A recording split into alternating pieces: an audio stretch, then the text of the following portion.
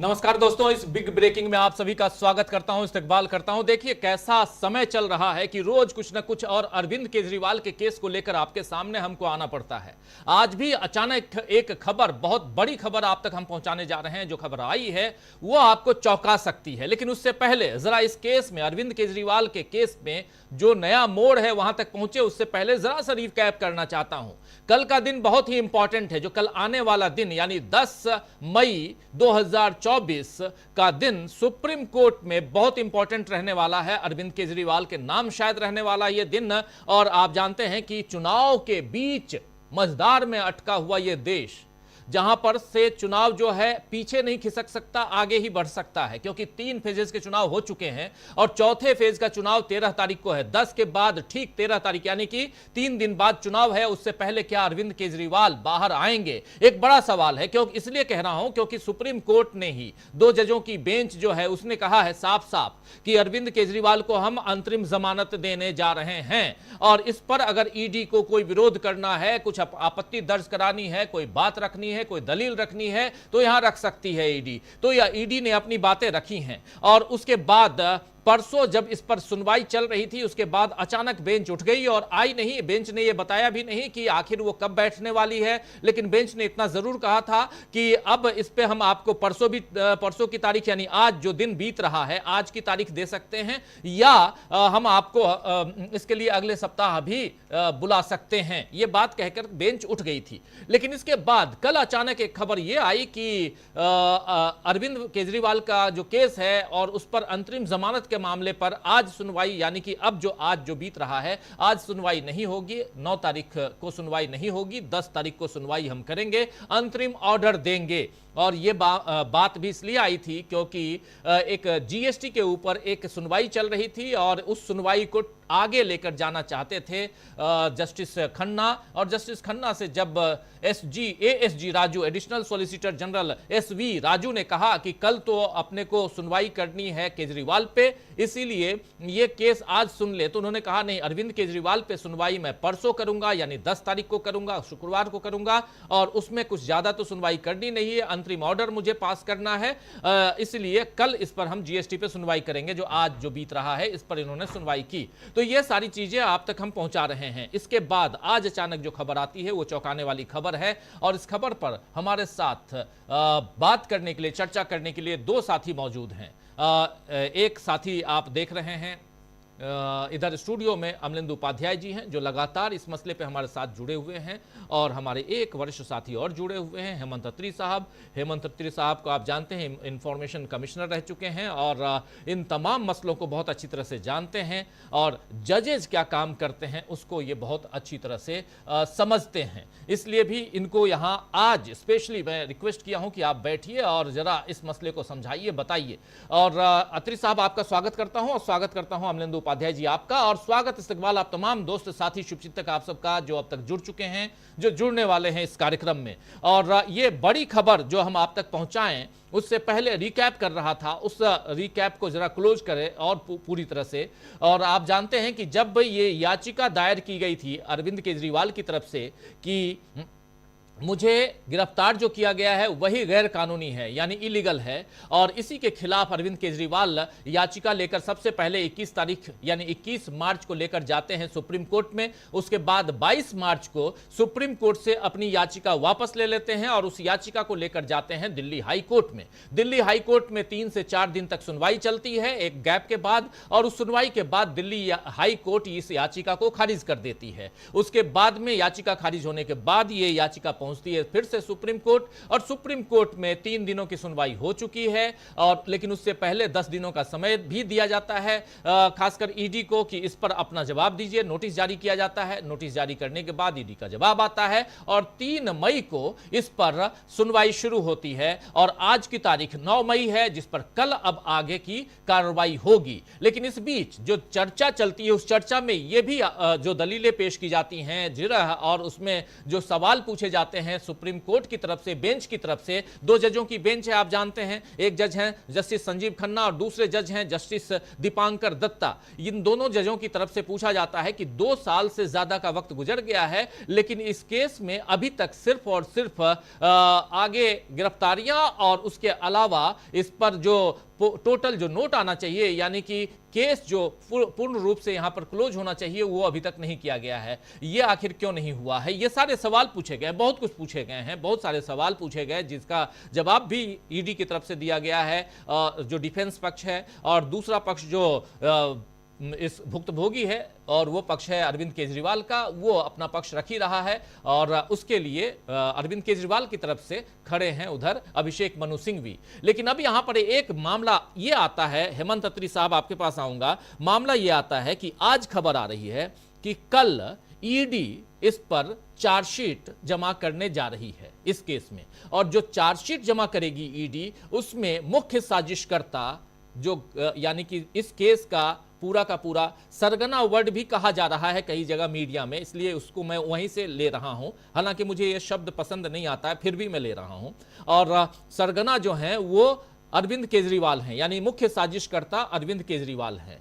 अब यहां से जरा आपसे समझना चाहता हूं, लीगल इशू को आप बहुत नजदीक से देखते आए हैं, समझते आए हैं, कि क्या अत्री साहब मुख्य साजिशकर्ता होने के कारण अब कल अरविंद केजरीवाल को अगर कोर्ट जमानत देना चाहता है तो जमानत में कोई अड़ंगा आ सकता है अरविंद केजरीवाल को? क्या उनकी जमानत जो है वो पूर्ण जमानत में तब्दील हो सकती है? क्या उनकी जमानत जो अंतरिम जमानत के लिए कोर्ट अभी राजी हुआ है वहीं तक हो सकती है? क्या कुछ इसके लीगल एस्पेक्ट हो सकते हैं, जरा समझाइए। 3 चीजें हैं। एक, जो कल जो चार्जशीट फाइल कर रहे हैं उसका कारण कुछ और। केजरीवाल अरेस्ट हुए थे, आपको ध्यान होगा, 21 मार्च को। उससे पहले के कविता अरेस्ट हुई थी, और पीएमएलए के केस के अंदर के कविता अरेस्ट हुई थी 15 मार्च को। तो एज पर पीएमएलए एक्ट जो लॉ है उसमें यह है कि 60 दिन के अंदर अंदर आपको चार्जशीट फाइल करनी होती है अरेस्ट के लिए, अरेस्ट के बाद। तो के कविता की जो चार्जशीट फाइल करने की ड्यूरेशन है वो 14 मार्च को खत्म हो जाएगी टेक्निकली। तो ये जो कल जो चार्जशीट फाइल की जा रही है वो के कविता की गिरफ्तारी को ध्यान में रख के की जा रही है, क्योंकि वो उनको 15 तारीख को, उनके 14 तारीख को उनको 60 दिन अरेस्ट हो जाएंगे। केजरीवाल के लिए फिर भी 1 हफ्ते का समय बचेगा, करीब 6 दिन का, क्योंकि वो 21 मार्च को अरेस्ट हुए थे, अगर आपको ध्यान होगा। तो इसका बेसिकली क्या है कि चार्जशीट फाइल करने का यहां पर जो आपने इंटरिम बेल का जिक्र किया उससे बहुत ज्यादा संबंध नहीं है डायरेक्टली। उसका कारण क्या है, वो that is A ongoing process, और दोनों प्रोसेस जो है वो अलग अलग कोर्ट में चल रहे हैं। ट्रायल चल रहा है स्पेशल कोर्ट के अंदर, पीएमएलए कोर्ट के अंदर, और जो क्या नाम है इसका, जो बेल जिसको आप कहिएगे इंटरिम बेल की जो बात चली वो सुप्रीम कोर्ट के अंदर चल रही है। वो दोनों अलग अलग चीजें हैं। और जो बातचीत सुप्रीम कोर्ट में चल रही है वो रेगुलर बेल की नहीं है, वो इंटरिम बेल की है, और वो सुप्रीम कोर्ट के जो माननीय न्यायाधीश हैं उन्होंने खुद इन्वोक किया है। अगर आप इस केस की बारीकियों में जाएंगे तो आप देखेंगे कि जो अभिषेक मनु सिंघवी हैं, जो वकील हैं अपने अरविंद केजरीवाल के, उन्होंने क्या किया है, उन्होंने बेल नहीं मांगी है, उन्होंने अपनी अरेस्ट को ही असंवैधानिक घोषित किया है, घोषित करने की मांग की है। इस बात के लिए, जैसा आपने कहा इंट्रोडक्शन में, पहले वो दिल्ली हाईकोर्ट गए, वहां उनको रिलीफ नहीं मिला, उसके बाद वो सुप्रीम कोर्ट में। वो अपनी गिरफ्तारी को अवैध बता करके जो बेल है वो फिर उसका एक नेचुरल आउटकम हो जाएगी। अगर आपकी गिरफ्तारी ही अवैध है तो आपको हिरासत में कोई रख ही नहीं सकता। तो उनका जो अप्रोच करने का तरीका था वो ये था, अभिषेक मनु सिंघवी का। उस दौरान में माननीय सुप्रीम कोर्ट ने ये कहा कि इसकी वैधता और अवैधता को जांच के लिए लंबा समय लग जाएगा, मेरिट्स पे डिस्कस होगा, बहुत खोल के लंबी चौड़ी बात चलेगी। इससे बेहतर ये है, उन्होंने रास्ता निकाला, जस्टिस संजीव खन्ना ने ऑफर किया कि क्यों ना, क्योंकि चुनाव चल रहा है, ये एक्स्ट्रा ऑर्डिनरी सिचुएशन है, तो हम आपकी इंटरिम बेल को लेकर के विचार कर सकते हैं। उसके बाद जो पूरी बहस का जो दिशा थी वो बदल गई।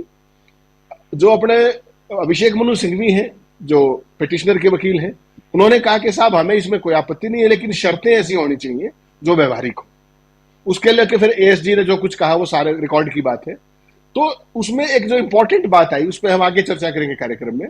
तो जस्टिस संजीव खन्ना ने उस पर शर्तों की बात की और ईडी से भी पूछा कि आप किस तरह की शर्तें लागू करना चाहेंगे, और उसमें फिर जस्टिस संजीव खन्ना ने खुद को भी 1-2 चीजें बात की। तो जो आपने स्पेसिफिक सवाल पूछा है वो इस केस में यह है कि जो दिल्ली कोर्ट में चार्जशीट स्पेशल कोर्ट में फाइल हो रही है वो एक ड्यू कोर्स ऑफ लॉ है, वो ट्रायल कोर्ट में चल रही है। इधर सुप्रीम कोर्ट में इंटरिम बेल सुप्रीम कोर्ट के ही पहल पर उस पर डिस्कशन हो रहा है अब, जिसपे कल फैसला होना है, जो जजमेंट है वो रिजर्व है। तो ये दोनों अलग अलग चीजें हैं और ये एक दूसरे को प्रभावित नहीं करते हैं, ये मेरा मानना है।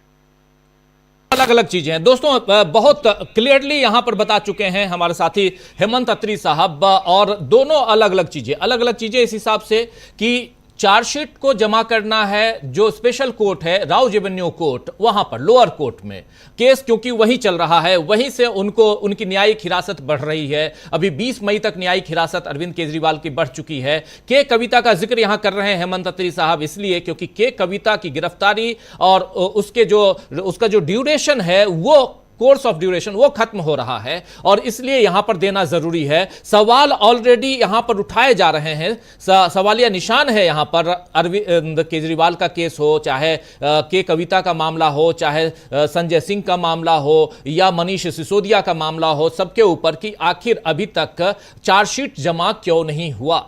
चार्जशीट अगर दाखिल नहीं की गई है तो इसका मतलब है कि कहीं ना कहीं लिंगर ऑन करने की कोशिश हो रही है। तो यह मामला जाएगा पूरा का पूरा लोअर कोर्ट में, लेकिन सुप्रीम कोर्ट में जो मामला है, जहां तक हेमंत अत्री साहब बता रहे हैं उस हिसाब से जहां तक मैं समझ रहा हूं कि सुप्रीम कोर्ट में जो मामला है वो मामला है कि अरविंद केजरीवाल की गिरफ्तारी ही इलीगल है। इलीगल घोषित करवाने के लिए अरविंद केजरीवाल साहब जो पहुंचे हुए हैं वहां थ्रू वाया अपने वकील अभिषेक मनु सिंघवी के जरिए जो कह सकते हैं उनके थ्रू, और वहां पर वो बार बार इस चीज को ही हैमर कर रहे हैं कि मेरी गिरफ्तारी ही इलीगल है, मुझे आप छोड़ दीजिए इसलिए क्योंकि मेरे ऊपर किसी तरह का आरोप नहीं है। और गिरफ्तारी के इलीगल होने के कई सारे पॉइंट्स वहां दिए गए हैं। पीएमएलए का एक्ट सेक्शन जो 19 है उसका हवाला दिया गया है, सेक्शन 45 का हवाला दिया गया है, सेक्शन 50 का हवाला दिया गया है। बहुत सारी बातें यहां पर कही गई हैं और आपको याद होगा कि जब सेक्शन 19 की तरफ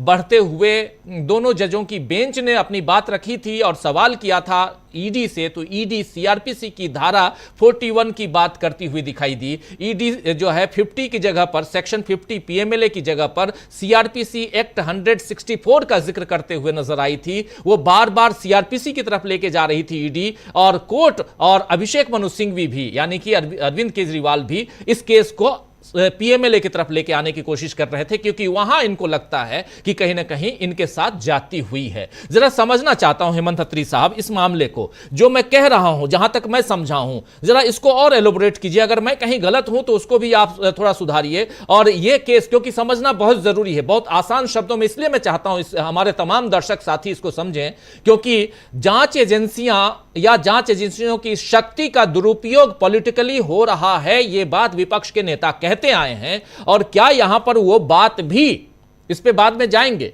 लेकिन क्या यहां पर वो बात भी आने वाले समय में प्रूफ हो सकती है, इस पे भी जाएंगे। लेकिन उससे पहले जो लीगल टेक्निकल पक्ष में समझना चाह रहा हूं उस पे आइए प्लीज। आपके दर्शकों की बिल्कुल लेमेन की भाषा में हमेशा बात करता हूं, मैं टेक्निकलिटीज में कभी चीजों को फंसाने में विश्वास नहीं करता। यहां पर केस क्या है, अरविंद केजरीवाल से 1 रुपए की रिकवरी नहीं हुई है अभी तक। जो ईडी ने जो भी बहस की है, सारी बात की है, ईडी ने केवल दावे किए हैं कि हमारे पास मनी ट्रेल है। वो कल चार्जशीट में जब फाइल करेंगे तो उसमें पता लगेगा क्या क्या चीजें उनके पास है। अभी तक वो सिर्फ जबानी जमा खर्च पे बात चल रही है, लेकिन हकीकत यह है कि जो अभिषेक मनु सिंघवी जिस बात को आर्ग्यू कर रहे हैं, जैसा आपने कहा 164 के, वो बहुत महत्वपूर्ण है। उसी की आड़ लेकर के ईडी ने दिल्ली हाईकोर्ट में अरविंद केजरीवाल की यही याचिका निरस्त करवाई, खारिज करवाई। वो 164 सीआरपीसी क्या है, वो जो इकबालिया बयान है एक एक्यूज्ड के, जिसमें उन्होंने कहा कि अरविंद केजरीवाल का जिसमें पहली बार नाम लिया गया और जिसपे जो ये अपने क्या नाम है अभिषेक मनु सिंघवी बार बार फोकस कर रहे थे कि उनकी 9 स्टेटमेंट में कहीं नाम नहीं है। 10वीं स्टेटमेंट में जैसे ही अरविंद केजरीवाल का उन्होंने नाम लिया, उनको वादा माफ गवाह बना करके उनको बाहर कर दिया गया, उनको बेल भी दिला दी गई। ये सारा खेल यहां पर है। वो ये कह रहे हैं जो अभिषेक मनु सिंघवी अरविंद केजरीवाल की तरफ से कि जबरन बयान लेकर के हैंड इन ग्लव होकर के केवल मेरे मुवक्किल को फंसाने के लिए ये सारी साजिश रची गई है और उनको वादा माफ गवाह बना दिया गया है एक एक्यूज्ड को, और उसको जमानत भी दे दी गई। तो दिल्ली हाईकोर्ट ने क्या कहा था कि जो 164 के बयान है वो सदियों से चली आ रही परंपरा है, उसको हम खारिज नहीं कर सकते। यहां पर भी अब वही बात आएगी। वो ये कहते हैं कि जब 9 स्टेटमेंट में मेरे मुवक्किल का नाम नहीं था और एक स्टेटमेंट में नाम आते ही, आप जैसा आपने जिक्र किया सरगना, सरगना शब्द हमें प्रयोग नहीं करना चाहिए, इज अंडर ट्रायल, तो उसमें मेन एक्यूज्ड कह सकते हैं हम, थोड़ा सा जो लॉ की भाषा है, एक्यूज्ड इज मुख्य आरोपी, सरगना तो इज समथिंग वेरी बिग, और उसको जो है आप जब जब कोई आदमी कन्विक्ट हो जाता है तभी हम सरगना कहना चाहिए हमें, आइडियली, एथिकली। तो जो प्राइम एक्यूज जिसको बनाने की बात अरविंद केजरीवाल को की जा रही है, ईडी कहे उनका अपना काम है, लेकिन जो बात अभिषेक मनु सिंघवी कह रहे हैं उसमें बहुत ज्यादा दम है। आप पीएमएलए की हार्श धाराओं को प्रयोग कर सकते हैं, नोबडी स्टॉप्स यू, लेकिन अल्टीमेटली जब ट्रायल कोर्ट में बात आएगी या सुपीरियर कोर्ट में बात आएगी तो बात तो सबूतों की आएगी ना, अकेले किसी के बयान देने से बात नहीं बनेगी। जब आपको ये दिखाना पड़ेगा कि ये तो मनी ट्रेल है, ये इसकी चेन ऐसे जुड़ती है, और वो सारा खेल आपको कोर्ट में विद प्रूफ जमा कराना पड़ेगा, या दिखाना पड़ेगा, इस्टेब्लिश करना पड़ेगा, beyond any reasonable doubt, that is the legal term. तो किसी भी शक को सुबह से ऊपर होकर के ईडी को वो चीज साबित करनी पड़ेगी। और आप जानते हैं राजीव जी, और सारे दर्शक भी जानते हैं, इस देश के अंदर सबसे बड़ा दुर्भाग्य क्या है? इस देश के अंदर सबसे बड़ा दुर्भाग्य, लीगल टर्म्स में अगर हम बात करें, तो जो प्रोसेस है वही अपने आप में पनिशमेंट है। आप एक बात देखिए, 21 मार्च को इस देश का एक चुना हुआ मुख्यमंत्री अरेस्ट किया जाता है, और आज आप 9 मई को बात कर रहे हैं, कितना समय हो गया? 1 महीना और लगभग 20 दिन, और वो मुख्यमंत्री जेल में है, और हम अभी तक किस बात पर आर्ग्यू करते जा रहे हैं? कहीं मेरिट्स का कोई चक्कर नहीं है, कुछ नहीं है। सवाल तो केवल इतना था कि क्या ये गिरफ्तारी वैध है या अवैध है? सीधा सीधा उन्होंने तो इंटरिम बेल मांगी ही नहीं। क्या मांगी है अभिषेक मनु सिंघवी ने? Is nowhere mentioned it. उन्होंने दिल्ली हाईकोर्ट में भी कहा कि मेरी गिरफ्तारी गलत है, उन्होंने उसको रिजेक्ट कर दिया। अब सुप्रीम कोर्ट की बारी है। सुप्रीम कोर्ट में बड़ा इंटरेस्टिंग हो रहा है, जैसा पिछले स्लॉट में मैं आपको कह रहा था, सुप्रीम कोर्ट में भी अभिषेक मनु सिंघवी ने पूरी, आप बहस देखिए, बहुत लंबी बहस चली है, कहीं भी उन्होंने इंटरिम बेल की बात नहीं की। क्यों? क्योंकि वो एक ही बार में, आप वो मास्टर स्ट्रोक क्या मारना चाह रहे हैं कि एक बार अगर उनका दांव लग जाए, अगर उनकी प्रॉपर सुनवाई हो जाए कि उनका मुवक्किल जो एक सिटिंग मुख्यमंत्री है, क्या उसकी गिरफ्तारी अवैध हो सकती है, अगर उनको ये रिलीफ मिलता तो पूरे केस की कहानी ही बदल जाती, क्योंकि फिर आप मेरिट्स पे डिस्कस करते और सुप्रीम कोर्ट को मेरिट्स पे टिप्पणी करनी पड़ती, और उसकी बेयरिंग कहीं ना कहीं ट्रायल कोर्ट की हियरिंग में भी पड़ती, क्योंकि सुप्रीम कोर्ट देश का सबसे बड़ा कानून का रखवाला है, कानून को परिभाषित भी करता है सुप्रीम कोर्ट। तो अब क्या हुआ है कि माननीय जज ने ये कहा, जस्टिस खन्ना ने, कि इसकी मेरिट्स में समय लग जाएगा, गिरफ्तारी वैध है या अवैध है, और चूंकि चुनाव चल रहा है और असाधारण परिस्थितियां हैं, तो हम क्यों ना उनको चुनाव प्रचार के लिए कुछ समय दे दें, प्रचार के लिए, और उसके बाद, और that is why it is called interim bell. इसका मतलब यह है कि एक अवधि के लिए उसको दिया जाएगा, उसके बाद उनको वापस सरेंडर करना पड़ेगा ट्रायल कोर्ट के सामने, अलोंग विद जितने भी उनके ऊपर टर्म्स एंड कंडीशन लगाई जाएंगी। ये सारी स्थिति है। तो अब मेरिट पर ना होकर के बात इंटरिम बेल पर आके टिक गई है राजीव जी, जो कि मुख्य मांग नहीं है। वो सुप्रीम कोर्ट ने खुद कहा कि इंटरिम बेल आपको हम विचार कर सकते हैं। अभिषेक मनु सिंघवी ने कहीं डिमांड नहीं किया है, कहीं उनकी पिटीशन में नहीं है। तो ये बड़ा रोचक उस पर पहुंचा हुआ है ये केस, और इसकी असलियत ये है कि अगर आप उनकी गिरफ्तारी को वैध या अवैध पर कोई फैसला हो जाए तो बहुत बड़े पैमाने पे मेरिट्स पे ये केस डिसाइड भी हो जाएगा इनडायरेक्टली। क्योंकि अगर मान लीजिए सुप्रीम कोर्ट कहता है कि आपको गिरफ्तारी आपकी अवैध थी, मान लीजिए, पर से कह रहा हूं मैं दर्शकों की समझ के लिए, तो लोअर कोर्ट के अंदर आधा केस तो वैसे ही डिसाइड हो गया, और सुप्रीम कोर्ट जब ये कहेगा तो 2 लाइन में नहीं कहेगा, they have to pass a speaking order, a well reasoned order, और उसकी बियरिंग फिर निश्चित तौर पे ट्रायल कोर्ट में जाएगी। और मान लीजिए अगर वो खारिज करते हैं तो उसकी भी सेम वही है, वो खारिज भी आपको स्पीकिंग ऑर्डर के साथ करना पड़ेगा, उसकी भी एक बियरिंग है। तो सुप्रीम कोर्ट ने पूरा इसको मेरिट्स पर डिस्कस करने की बजाय इंटरिम बेल का वाया मीडिया निकाला है। और इसमें सबसे बड़ी चिंता की बात क्या है कि मान लीजिए इनको इंटरिम बेल मिल जाती है, और जब ये वापस आएंगे तो मुख्यमंत्री तो ये है और तब भी रहेंगे, अगर कोई ऐसी अनहोनी नहीं होती तो। अगर वो वापस सरेंडर करते हैं, उस दौरान में सुप्रीम कोर्ट के अंदर फिर छुट्टियां शुरू हो जाएंगी, और उनका जेल में जो प्रवास है वो लंबा हो जाएगा, क्योंकि तब तो केवल स्पेशल केसेस लिए जाते हैं। तो ये सारी इस केस की कानूनी पेचीदगी है। जरा अब जब यहां पर चार्जशीट जमा करने की बात हो रही है, और कल अगर ईडी चार्जशीट भले लोअर कोर्ट में ही, स्पेशल कोर्ट में ही वो जमा करती है, तो इसका कोई असर उधर पड़ेगा क्या उस केस पे जो सुप्रीम कोर्ट में चल रहा है? Entirely different.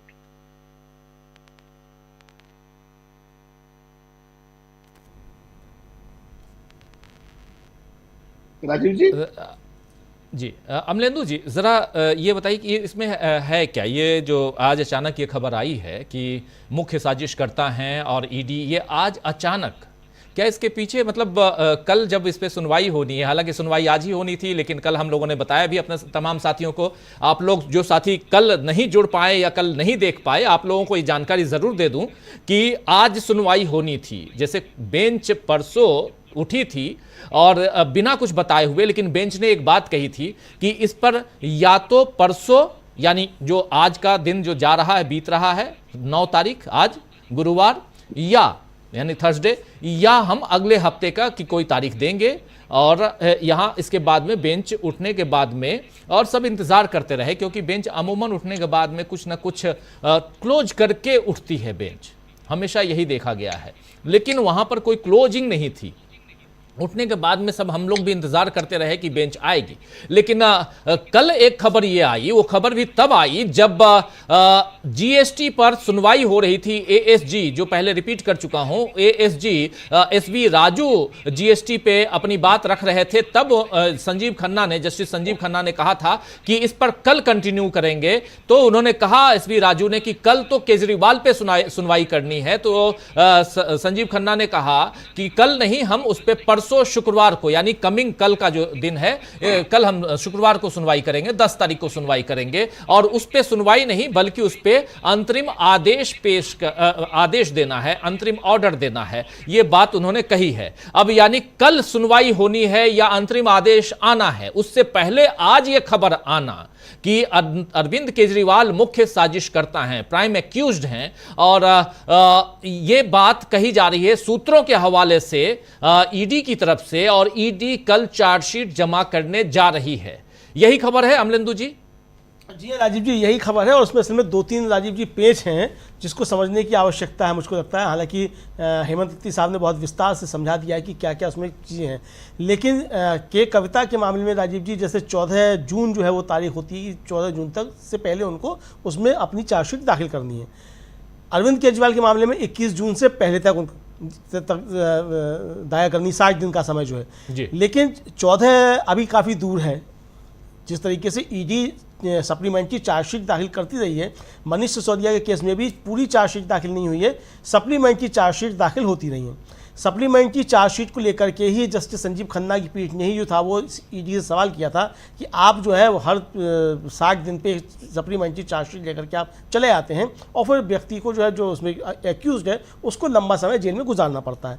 यहाँ राजीव जी क्या चालाकी चलने की कोशिश की जा रही है? ये चालाकी चलने की ये कोशिश की जा रही है, पहले तो समझा ये गया था कि शायद बेंच बैठेगी तो ईडी के तर्क जो है वो इंटरिम बेल के ऊपर भी सुने जाएंगे जब बैठेगी। लेकिन कल जब मामले में हुआ और जस्टिस संजीव खन्ना की पीठ ने यह कहा कि इस मामले को हम परसों सुनेंगे और उस पर हम इंटरिम ऑर्डर करेंगे। ये नहीं कहा कि हम उस पर आपसे कोई तर्क सुनेंगे क्या करेंगे, ये कहा कि हम इस पर इंटरिम ऑर्डर परसों करेंगे। यानी कि अब इंटरिम ऑर्डर आएगा। और इंटरिम ऑर्डर को चैलेंज किया था पिछली सुनवाई पे एसजी तुषार मेहता ने कि इंटरिम ऑर्डर, तो इस पर पीठ की तरफ से कहा गया था कि हमारे पास अगर ऑर्डर पास करने का अधिकार है तो इंटरिम ऑर्डर पास करने का भी हमारे पास अधिकार है। बिल्कुल। तो ये यानी कि एक तरीके से सुप्रीम कोर्ट के जो अधिकार है उसको चैलेंज करने की कोशिश जो थी वो ईडी की तरफ से, यानी सरकार की तरफ से की गई थी राजीव जी।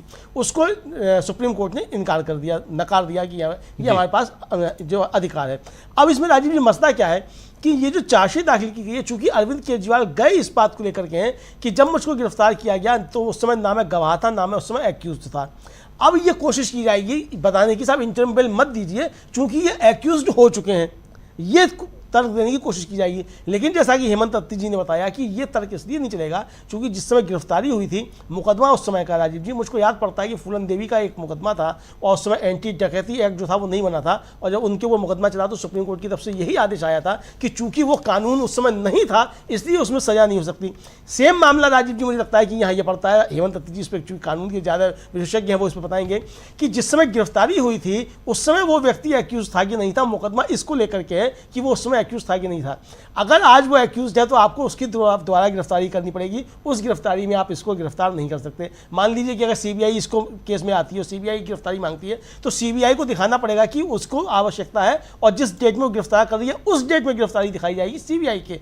यानी 21 मार्च की गिरफ्तारी सीबीआई नहीं दिखा सकती, सीबीआई को जिस तारीख में गिरफ्तार करेगी उस समय करना पड़ेगा। तो ये कुल मिलाकर के मामला एकदम डिफरेंट हो जाता है। लेकिन ये कोशिश की जाएगी ये तर्क देने की कि साहब ये इसमें एक्यूज है, जैसे ये तर्क देने की कोशिश की कि साहब वो जो 100 करोड़ रुपया था वो गोवा के चुनाव में खर्च हो गया और ये जाकर के होटल में हो गए, इस तरीके की तर्क देने की कोशिश की जाएंगी। लेकिन ये भौथरे तर्क हैं, सुप्रीम कोर्ट के सामने ये तर्क जाकर के नहीं टिकेंगे और सुप्रीम कोर्ट को कल इंटरिम ऑर्डर पास करने से सरकार या ईडी के वकील जो है वो नहीं रोक सकते। राजीव जी, अत्री साहब हमारे साथ जुड़े हुए हैं और अत्री साहब, दोस्तों आपको बता दूं कि वकील नहीं बल्कि जज की भूमिका में रहे हैं, तो जजों की मेंटलिटी और वकीलों की जो दलीलें हैं उन दलीलों को एक जज किस हिसाब से सोचते हैं उसको जरा वो पढ़ पाएंगे। मैं अत्री साहब आपसे स्पेशल रिक्वेस्ट किया कि इस कार्यक्रम में आप बैठिए ताकि हमारे तमाम दर्शक जो इसको बहुत ही आसान भाषा में इस केस को समझना चाहते हैं उनके लिए आसान हो।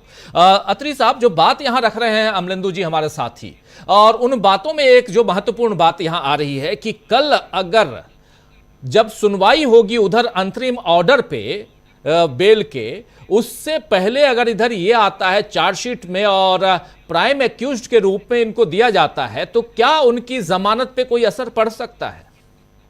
नहीं, इसमें जो मैं बार बार एक ही बात कर राजीव जी कि जो ये बेल है ये अरविंद केजरीवाल ने नहीं मांगी है, अभिषेक मनु सिंघवी ने नहीं मांगी है, ये किसने ऑफर की है?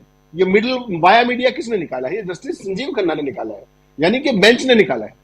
वो तो सवाल तब आएगा ना कि जब वो बेल मांग रहे हो और इसको प्रभावित हो या ना हो। उनको भी पता है कि चार्जशीट तो अब आनी है, कल आती है या 13 तारीख को आती, चार्जशीट को तो आना था 15 तारीख से पहले, क्योंकि के कविता 15 मार्च को अरेस्ट हुई थी, तो 60 दिन के अंदर वो आनी थी। यहां पर इंटरेस्टिंग चीजें कुछ और है राजीव जी, जो आपके दर्शकों को जानना बड़ा जरूरी है। देखिए, चूंकि सुप्रीम कोर्ट में मामला है, ट्रायल कोर्ट में मामला है, इसकी मेरिट्स पे टिप्पणी किए बिना कुछ इन्फ्रेंसेस जनता की जानकारी के लिए जरूरी है, और वो क्या है? सुप्रीम कोर्ट इस मामले को प्रोएक्टिवली देख रहा है और केंद्र सरकार की मंशा क्या है उसको समझना बड़ा जरूरी है। केंद्र सरकार की मंशा यह कि आपने जैसा कहा कि एएसजे लगातार इस मामले में वो बहस कर रहे थे, लेकिन परसों जब लगा कि मामला कहीं टेढ़ा मेढ़ा ना हो जाए तो उसमें तुषार मेहता भी आ गए सॉलिसिटर जनरल। उसकी मंशा समझिए क्या है कि केंद्र सरकार की कोशिश ये है कि इस चुनाव से पहले अरविंद केजरीवाल बाहर ना आ पाए, कोट अनकोट में ये कह रहा हूं। उनकी जो पूरी मंशा है कि चुनाव से पहले, मतदान से पहले, जो कि दिल्ली में 1 जून को, उससे पहले ये बाहर ना आ पाए। और अगर आपने एक इंटरेस्टिंग चीज, आप केवल इसी तक सीमित ना रहे, मैं एक और चीज नोटिस में डालना चाहता हूं।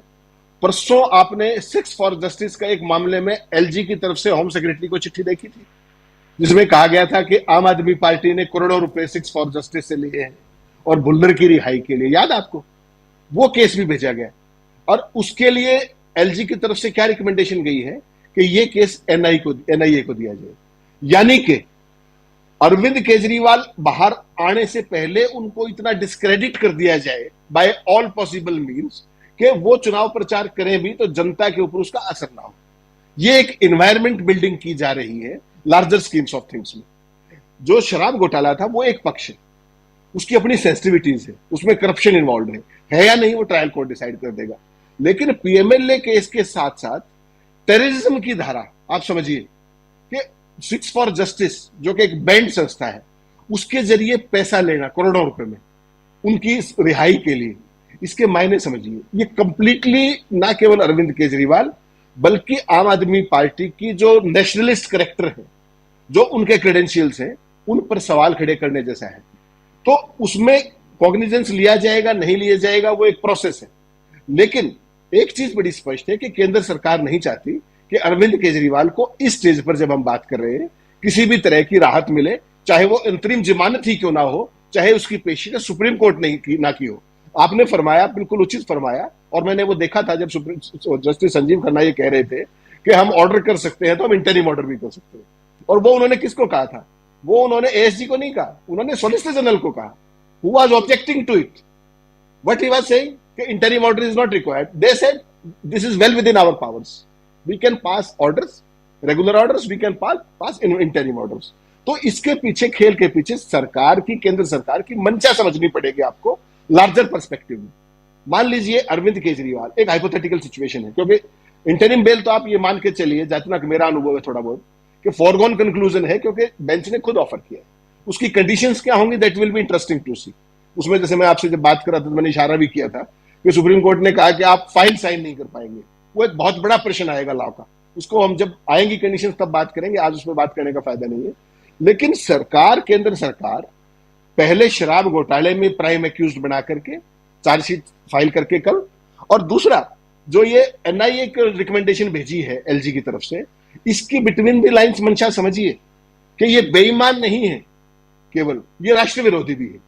केंद्र सरकार ये एक नैरेटिव बिल्ड करना चाहती है अरविंद केजरीवाल और आम आदमी पार्टी के चारों तरफ। और कल तो जो चार्जशीट है उसमें यह भी इंटरेस्टिंग होगा देखना राजीव जी, कि क्या वो आम आदमी पार्टी को भी पार्टी बनाते हैं या सिर्फ अरविंद केजरीवाल तक सीमित रह जाते हैं।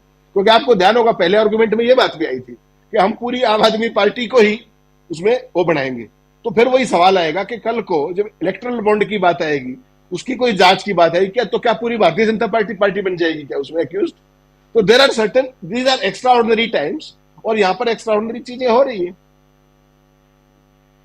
बिल्कुल बिल्कुल, थोड़ा बने रहिए आप। एक सवाल जरूर अमलेंदु जी आपसे भी पूछना चाहता हूं।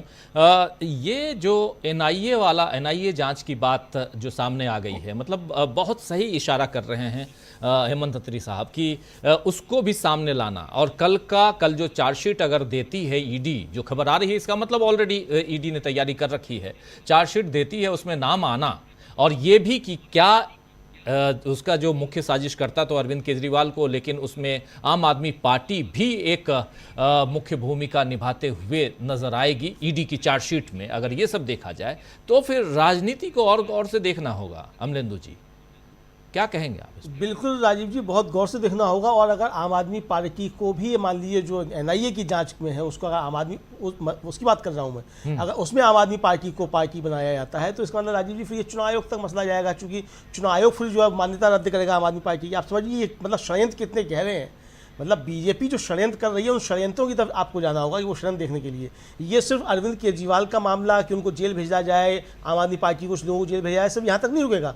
ये फिर पार्टी की मान्यता ही रद्द करने की तरफ जो है आगे बढ़ा जाएगा। अब आप समझ सकते हैं कि कितनी ज़्यादा परेशानी भारतीय जनता पार्टी को हो रही है राजीव जी। और ये सारी परेशानियाँ जो हैं ये लोकसभा चुनाव को देख करके हो रही हैं, चूँकि ये लगने लगा है कि बीजेपी बहुत ज़्यादा पिछड़ती हुई नजर आ रही है। तो इस समय जितने भी अंग हैं राजीव जी, संवैधानिक संस्थाएं हैं, उनका किस तरीके से इस्तेमाल किया जाए, किस तरीके से एजेंसी का इस्तेमाल किया जाए, ये एक तरफ से चल रहा है। अब चूंकि राजीव जी ये ईडी का मामला तो आ गया और देखा कि ईडी के मामले में किस तरीके से ईडी जो है वो सुप्रीम कोर्ट में गिरती हुई नजर आ रही है। सीबीआई को इसमें बीच में लेके आया जाना था, लेकिन सीबीआई उसमें कारगर साबित नहीं हो सकती। ये समझ में आ गया कि सुप्रीम कोर्ट में जो बहस चल रही है उसमें एक तरीके से नहीं आ सकता।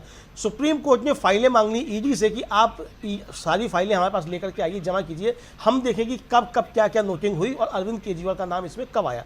राजीव जी यानी कि फाइलें सुप्रीम कोर्ट के पास है, कल दोपहर तक की नोटिंग सुप्रीम कोर्ट के पास है। कल परसों दोपहर से लेकर के आज तक क्या क्या नोटिंग्स अरविंद केजरीवाल के खिलाफ हुई हैं, ये अब जाकर के उस चार्जशीट में होगा। और ये एक तरीके से कहा जाए ईडी और ज़्यादा बुरी फंसती हुई ईडी के केस में नजर आ रही है कि अब ये आ जाएगा कि अरविंद केजरीवाल की नोटिंग क्या हुई। आप जो चार्जशीट दाखिल करने जा रहे हैं, आपने जो किंगपिंग बताया है अरविंद केजरीवाल को, जो सुना जा रहा है सूत्रों के हवाले से कि उसमें मुख्य साजिशकर्ता अरविंद केजरीवाल को बताया जा रहा है, तो ये इतने जो 72 घंटे या 48 घंटे जो भी गुजरे हैं उसमें किस तरीके से अरविंद केजरीवाल के खिलाफ क्या क्या नोटिंग, चूंकि जो उससे पहले की नोटिंग्स थी वो तो सुप्रीम कोर्ट में राजीव जी दाखिल हो चुकी।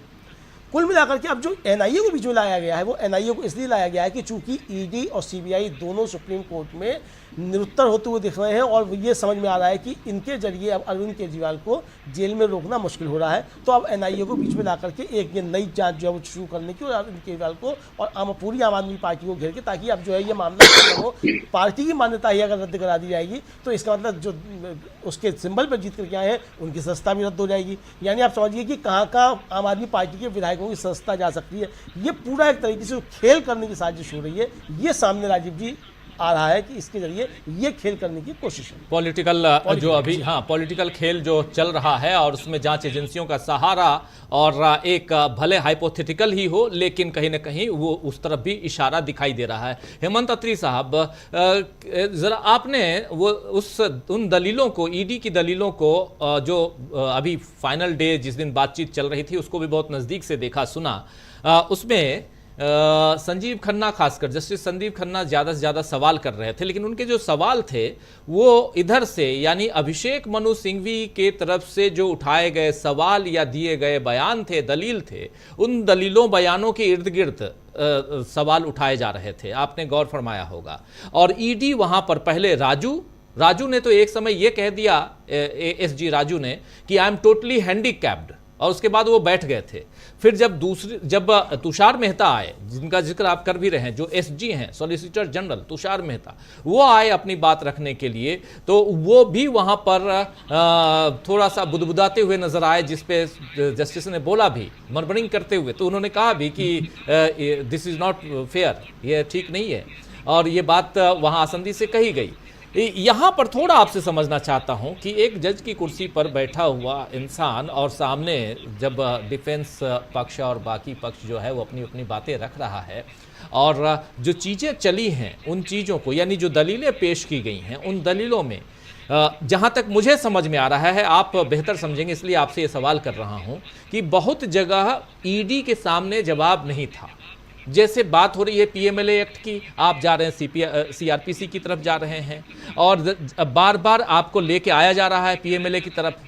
तो ये जो चीज़ें हैं ये भी तो नोटिंग में आती होंगी ना, ये बातें भी जब आप कहीं ना कहीं किसी एक फाइनल उसमें आएंगे, वर्डिक्ट में आएंगे, डायरेक्टिव में आएंगे, तो वहां पर आप इन चीज़ों को, क्योंकि नोटिंग में है, तो इन चीज़ों को आप लेके तो आएंगे कि हाँ वहां पर मेरे इस सवाल का जवाब ईडी ने नहीं दिया। ईडी ने ये नहीं बताया कि सेक्शन 19A के तहत हमने गिरफ्तार किया है कि नहीं किया है। ईडी ने ये नहीं बताया कि पंकज बंसल का केस हो चाहे विजय मदन लाल का केस हो, इन केसेस का वहां हवाला देते हुए जो बातें रखी गई हैं अरविंद केजरीवाल की तरफ से, वो उसका पालन नहीं हुआ है। ये डायरेक्टिव तो सुप्रीम कोर्ट का ही है।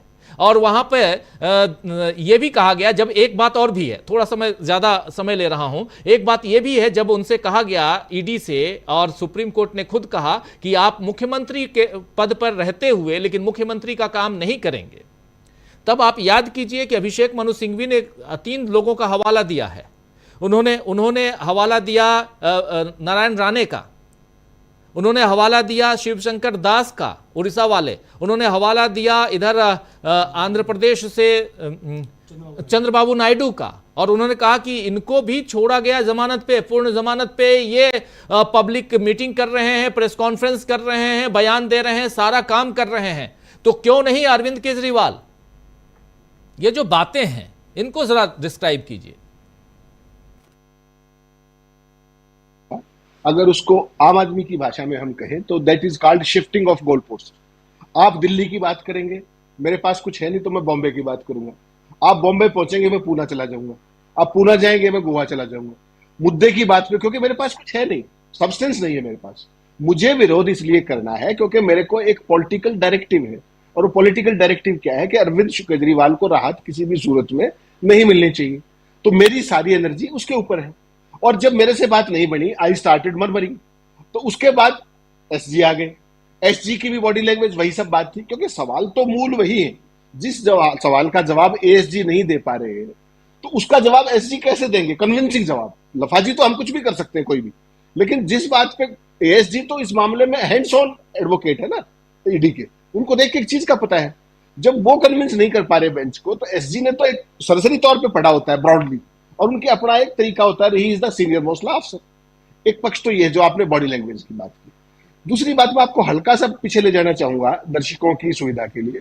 संजय सिंह को जिस दिन जमानत मिली, उस दिन भी आप प्रोसीडिंग्स देख रहे थे, उस दिन भी आपने कार्यक्रम किया था, मुझे याद है। संजय सिंह की बात पर जब ईडी बुरे तरीके से फंस गई और सारा काम हो गया, और फिर भी वो विरोध करती रही जमानत को लेकर के, तो यही बेंच थी, आपको ध्यान होगा, संजीव खन्ना की। तो उन्होंने कहा कि आप सारी फाइल्स जमा कराइए, हम लंच के दौरान इनको देखेंगे, और लंच के बाद हम स्पीकिंग ऑर्डर पास करेंगे, और हम ये भी लिखेंगे कि इसमें क्या है। ईडी ने क्या कहा कि नहीं साहब आप बिल दे दीजिए, याद है आपको? तो ये वो सेम स्थिति है। आपने संजय सिंह को कितने दिन तक रखा अंदर? Process is the punishment. चिंता की बात जो है वो ये है, मैंने कोई अपराध किया, आप मेरे खिलाफ जो चाहिए कार्रवाई कीजिए, लेकिन स्पीड से कीजिए, उसमें प्रोसेस पनिशमेंट ना बढ़े। असली बात ये है, पहली बात। दूसरी बात जो अमलेंदु जी ने बड़े अच्छे से समझाई और जो दर्शकों की सुविधा के हिसाब से है, जो सुप्रीम कोर्ट ने, माननीय सुप्रीम कोर्ट ने जो परसों एक बात कही थी, उस पर मैं आज बात करना नहीं चाहता हूं। बेसिकली क्या है कि सुप्रीम कोर्ट देश की हाईएस्ट जुडिशियल संस्था है और उसके प्रति हम सब की श्रद्धा है, और वो कानून को एक्सप्लेन भी करते हैं, कानून की विवेचना भी करते हैं और कानून की वैधता भी जांच करने में सक्षम है संविधान के मुताबिक। जो सबसे इंपॉर्टेंट जो कल ऑर्डर का हिस्सा होगा, जो आपने एक सवाल उठाया कि ऑर्डर में क्या क्या आएगा, देखिए जो मेन पिटीशन है वो पिटीशन है अरविंद केजरीवाल की गिरफ्तारी अवैध है। जब भी फैसला आएगा, जब भी सुप्रीम कोर्ट उसको रिजेक्ट या एक्सेप्ट करेगा, उसमें वो सारे पहलू आएंगे, आर्ग्यूमेंट के कंप्लीट पहलू आएंगे, और उसके ऊपर स्पीकिंग ऑर्डर आएगा, डिटेल स्पीकिंग ऑर्डर आएगा, जो आपका सवाल था। लेकिन यहां जो अब केस चल रहा है, जिसपे कल फैसला आना है, that is interim bell. Interim bell के लिए ऑर्डर में इंटरिम ही आएगा, उसमें उतनी डिटेल्स नहीं होंगी। उसमें तो एक्स्ट्रा ऑर्डिनरी सिचुएशंस का जिक्र किया जाएगा कि भाई ये एक्स्ट्रा ऑर्डिनरी टाइम्स क्यों है, because parliament election is on, he is the serving chief minister, he has a political party to serve and then they have to contest election. तो वो सारी चीजों को लेकर के उसमें इंटरेस्टिंग जो सबसे बात होगी, जिसका आपने इशारा किया कि उस पर शर्तें क्या क्या होंगी, जो अभिषेक मनु सिंघवी परसों, मैं उस पर आज बात ही नहीं करना चाह रहा। उसका कारण केवल क्या है कि we should not preempt the highest judiciary of the country, वो एक एथिक्स की बात है। अदरवाइज जो परसों इंडिकेशन मिली थी कि हम चाहते हैं कि वो मुख्यमंत्री के तौर पर काम ना करे या फाइल साइन ना करे, उसको आज उसको जो हमारे कमेंट्स हैं या जो हमारी जो भी सलाह है, जो भी टिप्पणी है, उसको हम रिजर्व रखते हैं, प्रीएम्प्ट नहीं करना चाहिए। और कोर्ट की वो है विशेषाधिकार है कि वो उन पर क्या शर्तें लगाती है, और जब कल ये फैसला आएगा उस पर मैं और आप डिटेल्स में बात करेंगे कि इसके फॉलोआउट्स क्या क्या होंगे, इसके प्रेसिडेंट्स क्या क्या है और इसके दूरगामी परिणाम क्या हो सकते हैं। देखिए, मेरा आप जब बात कर रहे थे इस शो से पहले, मैंने आपको एक केस का इंडिकेशन दिया था कि एक लीडर ऑफ अपोजिशन जेल में थे, कन्विक्टेड थे, 10 साल की सजा थी। उसके बावजूद भी जितनी भी कॉन्स्टिट्यूशनल और स्टैट्यूटरी अपॉइंटमेंट्स थी, उन सबकी फाइल जेल में जाती थी और वो साइन करते थे। तो nobody could stop even a convicted person. Here mister Arvind Kejriwal is only an accused. How he can be stopped from performing as a sitting chief minister? That law point will come, but let it come from the bench itself and then we can discuss it.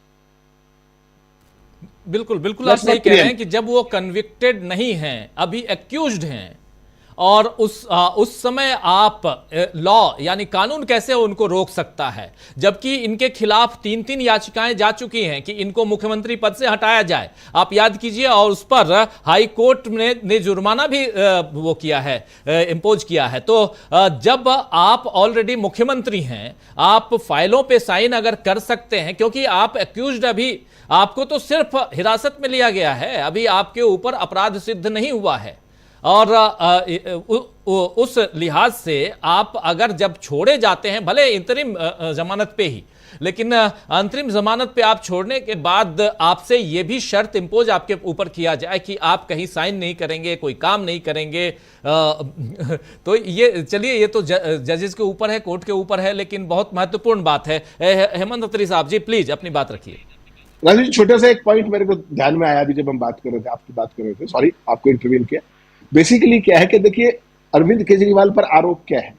शराब घोटाले का। शराब घोटाला कहां से उपजा? एक विवादास्पद शराब नीति से। वो शराब नीति अब निरस्त हो चुकी है, that is not in implementation now. अब उसकी जगह दूसरी शराब नीति आ गई है।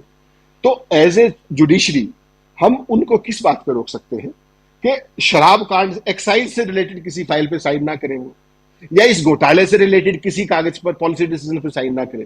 यहां तक तो समझ में आती है, लेकिन क्या जुडिशरी उनको एज चीफ मिनिस्टर कोई भी फाइल करने से साइन करने से रोक सकती है? That is a law point, that is what I mention. बिल्कुल। अमलेंदु जी क्या कहेंगे? जी बिल्कुल राजीव जी, क्योंकि जो शर्तों की बात हो रही है उस पर अभिषेक मनु सिंघवी ने हालांकि उस पर आपत्ति भी दर्ज की कि उसमें क्या क्या हो सकती हैं, बाउंडेशंस क्या क्या नहीं हो सकती हैं। लेकिन जब अदालत राजीव जी स्वयं तैयार है कि इंटरिम बेल देने के लिए और परिस्थितियों को देखते हुए, तो मुझे लगता है कि शायद उस पर कोई बाउंडेशंस अदालत नहीं लगाएगी, क्योंकि सत्ता जो ईडी है उसकी तरफ से तो जो इंटरिम बेल पे भी आपत्ति की जा रही है, तो ईडी की आपत्तियां उस तरीके से दर्ज नहीं, मतलब स्वीकारी नहीं होंगी, क्योंकि ये मामला है कि आप किस तरीके से संवैधानिक पद पे बैठे हुए व्यक्ति को रोक सकते हैं। अभी तो ये जैसा बताया हेमंत जी ने कि भाई सर्विंग चीफ मिनिस्टर है, आप उसको कस्टडी, मतलब जो न्यायिक हिरासत है उसमें भी आप उसको काम करने से नहीं रोक सकते, चूँकि वो उसका संवैधानिक अधिकार है। तो आप संवैधानिक अधिकार किस तरीके से उसका हनन किया जा सकता है, तो ये महत्वपूर्ण है। चूँकि राजीव जी अगर इस पर कोई लगाई जाती है बंदिश जो है, तो फिर ये उन बंदिशों की तो फिर बातें चली जाएंगी, जो एक नई बहस, जो एक कानूनी नई बहस जो है वो फिर एक छिड़ जाएगी और देश के अंदर एक नई परिस्थितियाँ पैदा हो सकती हैं। तो मुझको लगता है कि माननीय उच्चतम न्यायालय जो है वो कोई भी इस तरीके की बंदिश नहीं लगाएगा कि आप क्या कर सकते हो क्या नहीं कर सकते हैं। जहाँ तक सवाल ये है कि भाई ठीक है, उस घोटाले से संबंधित चीज़ें, आप गवाहों को परेशान नहीं कर सकते, आप गवाहों को प्रभावित नहीं कर सकते, इस तरीके ये एक सामान्य जो जमानत की चीज़ें होती हैं वो तो उसमें शामिल की जा सकती हैं। भाई आप गवाहों से नहीं मिलेंगे, उसमें जो एक्यूज हैं, अन्य एक्यूज हैं, आप उनसे नहीं मिलेंगे, आप उनसे बात नहीं करेंगे, इस तरीके की बंदिश तो लगाई जा सकती हैं। लेकिन आप मुख्यमंत्री के तौर पर या एक पार्टी के अध्यक्ष के तौर पर आप क्या करेंगे क्या नहीं करेंगे, इस तरह की कोई बंदिशें मुझे लगता है कि शायद माननीय उच्चतम न्यायालय नहीं लगाएगा राजीव जी। शायद हो सकता है ना लगाए। अब क्या कुछ होना है वो तो खैर कोर्ट बताएगा और कल इस पर फैसला आना है। अंतरिम जमानत पर अंतरिम ऑर्डर जो है उस पर हम लोगों की निगाहें टिकी हुई हैं। लेकिन उससे पहले जो खबर आई है बहुत चौंकाने वाली खबर हो सकती है सबके लिए भी, जो इस केस को बहुत नज़दीक से देख रहे हैं उनके लिए भी, क्योंकि अभी तक चार्जशीट की बात नहीं हो रही थी। अचानक कल जब ये चर्चा छिड़ी 2 दिन 3 दिन पहले से, और कल आना है, आने वाले कल जब अंतरिम ऑर्डर आना है अरविंद केजरीवाल पे, उसके पहले आज एक दिन पहले चार्जशीट की बात आना थोड़ा सा चौंकाने वाली खबर है। क्या ये माना जाए अत्री साहब? नहीं, देखिए चौंकाने वाली बात मेरे लिए नहीं है। ये एक ड्यू प्रोसेस है, किसी भी कानूनी उसमें ये सब चीजें चलती रहती है। ये कल ना आती, हो सकता है 3 दिन बाद आती। इसकी कोई बियरिंग सुप्रीम कोर्ट में चल रही हियरिंग पे होगी ऐसा मैं नहीं मानता। These are two entirely different situations. एक जगह पर चार्जशीट फाइल हो रही है, that is a trial court. Supreme court is considering something different, it's a kind of a relief. Both are different entirely, दोनों अलग अलग है।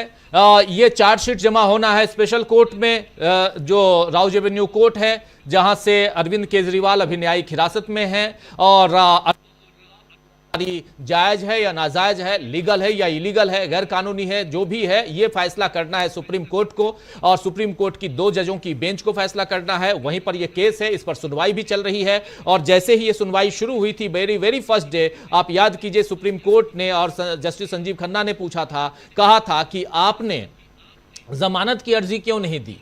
तो यहाँ अरविंद केजरीवाल ने कहा था उस समय, यानी कि अभिषेक मनु सिंघवी ने कहा था कि मैं ये मानता हूं कि मेरी ये गिरफ्तारी ही गैर कानूनी है, इसलिए मैं उसी केस को लेके आया हूं।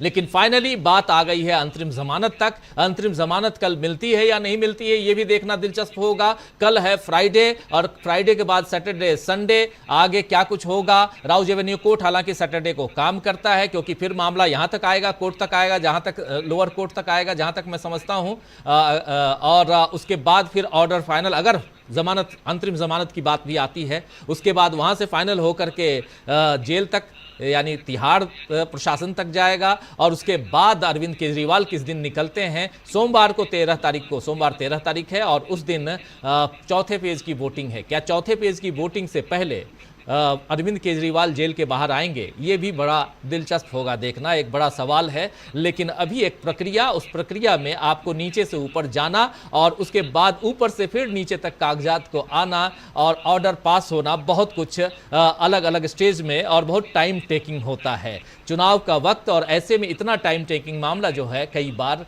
इरिटेटिंग भी होता है और समय जाया करने वाला भी होता है।